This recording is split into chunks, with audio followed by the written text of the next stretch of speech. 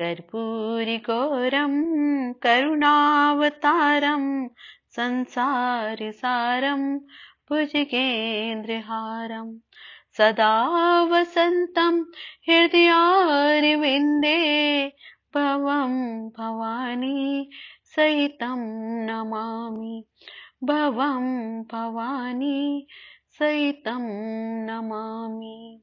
आप सभी श्रोताओं का माँ की धरोहर चैनल पर स्वागत है। आज महाशिवरात्रि है। शिवरात्रि भगवान शिव व माता पार्वती के विवाह के उत्सव के रूप में मनाई जाती है। शिवरात्रि के दिन ही शिव जी ने समुद्र मंथन से निकला कालकूट नामक विष पिया था। आज ही शिव जी का प्राकट्य लिंग के रूप में हुआ था। 12 ज्योतिर्लिंगों का प्रादुर्भाव भी आज के दिन माना जाता है। आज हम सभी शिव जी का दूध, दही, घी, शहद, गंगा जल, बेल और बेल पत्रों द्वारा, फल फूल इत्यादि द्वारा शिव जी व शक्ति की पूजा करके हम अपने मनोरथ पूर्ण कर सकते हैं। एक बार पार्वती ने भगवान शिव शंकर से पूछा, ऐसा कौन सा श्रेष्ठ तथा सरल व्रत पूजन है जिससे मृत्युलोक के प्राणी आपकी कृपा सहज ही प्राप्त कर लेते हैं। उत्तर में शिव जी ने पार्वती को शिवरात्रि के व्रत का विधान बतलाकर यह कथा सुनाई। पौराणिक कथा शिव पुराण के कोटि रुद्र संहिता के अनुसार एक समय चित्रभानु नामक शिकारी शिकार करके अपने परिवार का पालन पोषण करता था। उस पर साहूकार का कर्ज था। समय से कर्ज चुकता न करने के कारण साहूकार ने उसे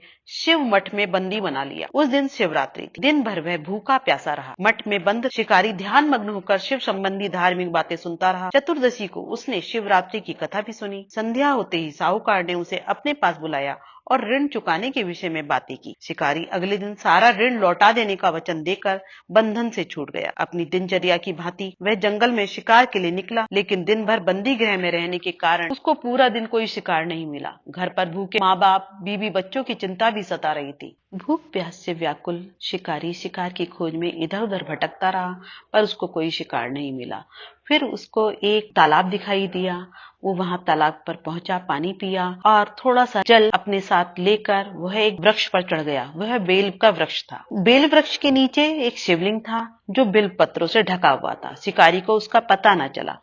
पड़ाव बनाते समय उसने जो टहनियां तोड़ी वह संयोग से शिवलिंग पर गिरी और जल भी छलक कर शिवलिंग पर गिरा। इस प्रकार दिन भर भूखा प्यासा शिकारी का व्रत भी हो गया और शिवलिंग की पूजा भी हो गई। एक प्रहर बीत जाने पर एक गर्भिणी मृगी तालाब पर पानी पीने पहुंची। शिकारी ने धनुष पर तीर चढ़ाकर जो ही प्रत्यंचा खींची, मृगी बोली, मैं गर्भिणी हूँ, शीघ्र ही प्रसव करूंगी।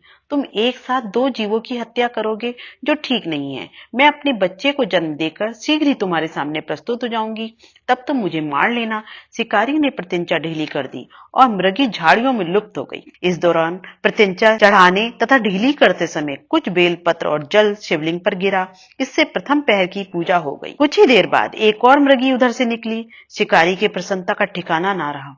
समीप आने पर उसने धनुष पर बाण चढ़ाया। तब उसे देख मृगी ने विनम्रता पूर्वक निवेदन किया, हे पार्थी, मैं थोड़ी देर पहले ही ऋतु से निवृत्त हुई हूँ, कामातुर विरहिणी हूँ, अपने प्रिय की खोज में भटक रही हूँ। मैं अपने पति से मिलकर शीघ्र ही तुम्हारे पास आ जाऊंगी। शिकारी ने उसे भी जाने दिया। इस दौरान भी प्रत्यंचा खींचते छोड़ते जल की बूंदे व बेलपत्र शिवलिंग पर गिरा व दूसरे प्रहर की पूजा भी हो गई। 2 बार शिकार को खोकर उसका माथा ठनका। वह चिंता में पड़ गया। रात्रि का आखिरी पहर बीत रहा था। तभी एक अन्य मृगी अपने बच्चों के साथ उधर से निकली। उसने धनुष पर तीर चढ़ाने में देर न लगाई। वह तीर छोड़ने ही वाला था कि मृगी बोली, हे पार्थ, मैं इन बच्चों को पिता के हवाले करके लौट आऊंगी, इस समय मुझे मत मारो। शिकारी हंसा और बोला, सामने आए शिकारी को छोड़ दूं? मैं ऐसा मूर्ख नहीं। इससे पहले मैं 2 बार अपना शिकार खो चुका हूँ। मेरे बच्चे भूख प्यास से तड़प रहे होंगे। उत्तर में मृगी ने फिर कहा, जैसे तुम्हें अपने बच्चों की ममता सता रही है, ठीक वैसे ही मुझे भी। इसलिए सिर्फ बच्चों के नाम पर मैं थोड़ी देर के लिए जीवन दान मांग रही हूँ। हे पार्थी, मेरा विश्वास करो, मैं इन्हें इनके पिता के पास छोड़कर तुरंत लौटने की प्रतिज्ञा करती हूँ। मृगी का दीन स्वर सुनकर शिकारी को उस पर दया आ गई। उसने उस मृगी को भी जाने दिया। प्रत्यंचा खींचने और ढीली करने पर जल की बूंदे और बेलपत्र शिवलिंग पर गिरा। उससे तीसरे पहर की पूजा भी हो गई। पौ पटने को हुई तो एक हष्ट पुष्ट मृग उसी रास्ते पर आया। शिकारी ने सोच लिया कि इसका शिकार वह अवश्य करेगा। शिकारी की तनी प्रत्यंचा देखकर मृग विनीत स्वर में बोला, हे पार्थी भाई, यदि तुमने मुझसे पूर्व आने वाले 3 मृगियों तथा छोटे छोटे बच्चों को मार डाला है तो मुझे भी मारने में विलंब न करो, ताकि उनके वियोग में मुझे एक भी क्षण दुख न सहना पड़े। मैं उन मृगियों का पति हूँ। यदि तुमने उन्हें जीवन दान दिया है तो मुझे भी कुछ क्षण जीवन दान देने की कृपा करो। मैं उनसे मिलकर तुम्हारे सामने उपस्थित हो जाऊंगा। मृग की बात सुनते ही शिकारी के सामने पूरी रात का घटना चक्र घूम गया। उसने सारी कथा मृग को सुना दी। तब मृग ने कहा, मेरी तीनों पत्नियां जिस प्रकार प्रतिज्ञाबद्ध होकर गई हैं, मेरी मृत्यु से अपने धर्म का पालन नहीं कर पाएंगी। अतः जैसे तुमने उन्हें विश्वास पात्र मानकर छोड़ा है, वैसे ही मुझे भी जाने दो। मैं उन सब के साथ तुम्हारे सामने शीघ्र ही उपस्थित होता हूँ। प्रत्यंचा चढ़ाने व ढीली छोड़ने से फिर जल की बूंदे और बेलपत्र शिवलिंग पर गिरे। उससे चौथे पहर की पूजा भी हो गई। उपवास, रात्रि जागरण तथा शिवलिंग पर बेल पत्र चढ़ाने से शिकारी का हिंसक हृदय निर्मल हो गया। उसमें भगवत शक्ति का वास हो गया था। धनुष तथा बाण उनके हाथ से सहज ही छूट गए। भगवान शिव की अनुकंपा से उसका हिंसक हृदय कारुणिक भाव से भर गया। वे अपने अतीत के कर्मों को याद करके पाश्चाताप की ज्वाला में जलने लगा। थोड़ी ही देर बाद मृग सपरिवार शिकारी के समक्ष उपस्थित हो गया ताकि वह उनका शिकार कर सके, किंतु जंगली पशुओं की ऐसी सत्यता, सात्विकता एवं सामूहिक प्रेम भावना देखकर शिकारी को बड़ी ग्लानि हुई। उसके नेत्रों से आंसुओं की झड़ी लग गई। उस मृग परिवार को ना मारकर शिकारी ने अपने कठोर हृदय को जीव हिंसा से हटा सदा के लिए कोमल एवं दयालु बना ली। देवलोक से समक्ष देव समाज भी इस घटना को देख रहा था।